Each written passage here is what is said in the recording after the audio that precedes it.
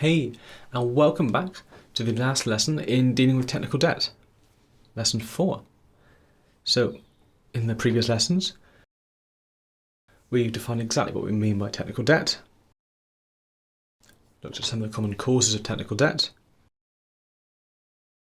we've looked at different ways we can categorise technical debt as well, and in the last lesson, we developed an adaptable model we can use for comparing the relative costs of different types of technical debt, different occurrences of specific technical debt that we've got in our system. But now that we've got that, how do we use this and actually start to pay off our technical debt? How do we deal with our technical debt?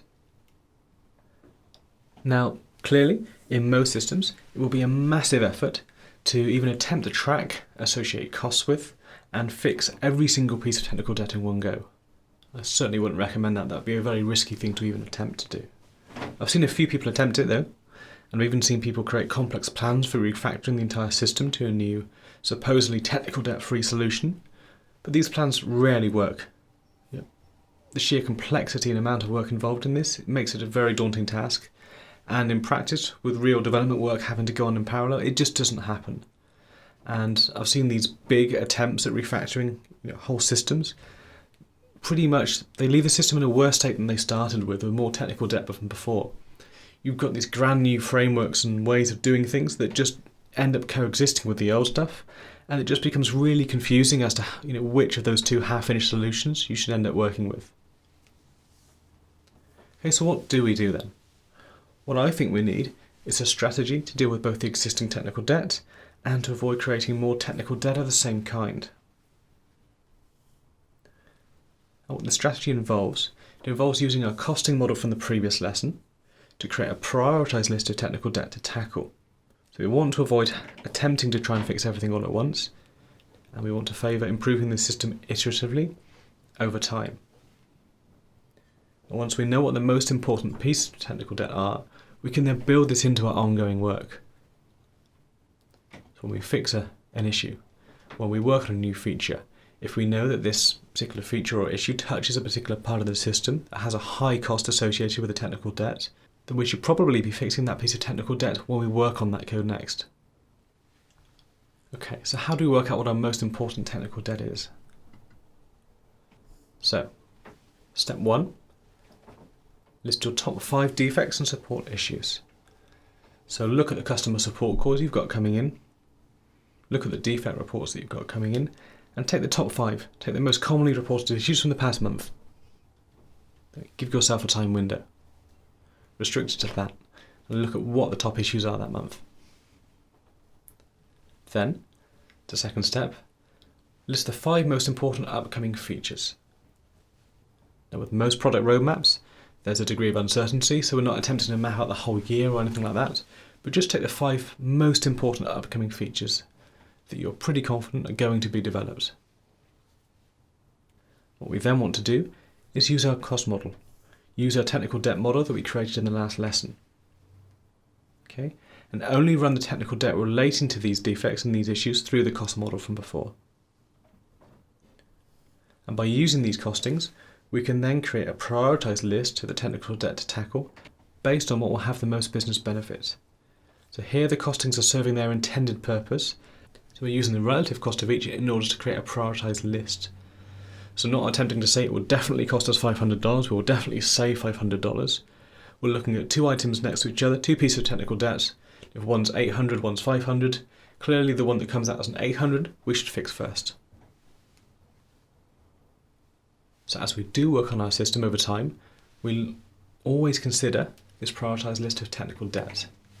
So we're not attempting to fix all of our debt at once, every single piece of technical debt. Clearly, if there are code improvements you can make as you work on something, you should do that. But for slightly bigger things where you're perhaps concerned that maybe should I be fixing this now or not? Are there time pressures that mean I shouldn't be fixing it? Then you can refer to this list and use this list of high priority technical debt items as a way to justify that this is the right thing to do. We should be taking the time to invest on fixing this particular piece of technical debt because this is one of our most important items that do cause the business pain day to day. Another thing we should be doing with this prioritised list, as well as using it to guide improvements we make over time, is we should do some root cause analysis. So take this top set of issues from your list and attempt to work out why this technical debt got there in the first place.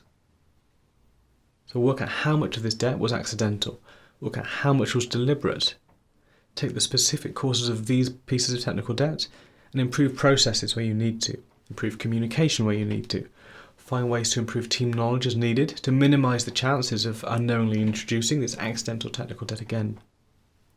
Or for the technical debt that was deliberate, if it was there to meet a deadline, to win some funding, did that funding result in actually you fixing the solution properly? Did you get to address the technical debt? Well, probably not, given that it's on your prioritised list. So maybe you need to improve your communication or process to ensure that when you do things like this, when you do have technical debt, you do have the buy-in required to actually fix it. So improve the way that your business is working, improve the way that your dev team is working, in order to prevent these kinds of technical debt items from slipping in there again. Okay, and refer to the first two lessons if you need to, when looking at the root cause analysis. So remember the different causes of technical debt. Remember the different types of technical debt ranging from accidental to deliberate when you consider this. Okay, and finally, we're now in a position where we can start fixing our technical debt, but doing so in a more deliberate, controlled way. Okay, so we've got our list of technical debt, got our prioritised list, we know what's costing us the most pain going forward, the most time going forward day to day. So now we can start fixing it. We've done a root cause analysis, we know why it happened in the first place, so hopefully you learned some lessons there, improve some things where you need to. So now just fix it. You should have all the buy-in you need to be able to fix it now. So by doing the relative costing model, this is a tool you can use to help yourself understand the technical debt, but it's also a tool that I found I've been able to use to sell it to management as well. They like to see numbers, they like to see relative costs, they like to see things precisely, carefully considered. You're kind of giving them things in terms they can understand. So hopefully you know what you should be fixing, you can get buy-in to fix it, you've learned some lessons that mean you aren't going to make the same kind of mistakes again, so fix it. Address this technical debt, and then repeat the process for the other items on your list of tech debt. The only important thing to remember is that when you do address the technical debt, seek to address it as completely as possible. Be wary of starting to address some technical debt only to carry improvements partway through the system. As I said before, this kind of work actually causes more problems down the line, as now you have twice as many ways to solve the same kind of problem, and no clear path to follow. So I hope this has given you a good starting point for both addressing your existing technical debt, as well as for preventing further accidental technical debt from creeping into your system. And remember, technical debt is inevitable, but when used carefully and deliberately, it can be used to business benefit. It can be used to de-risk development work. But just ensure, using the lessons we've covered in this course, that you do take a deliberate, active approach to managing it. So if you don't, that's when it becomes out of control, and you end up digging yourself into a situation you find it very hard to get out of.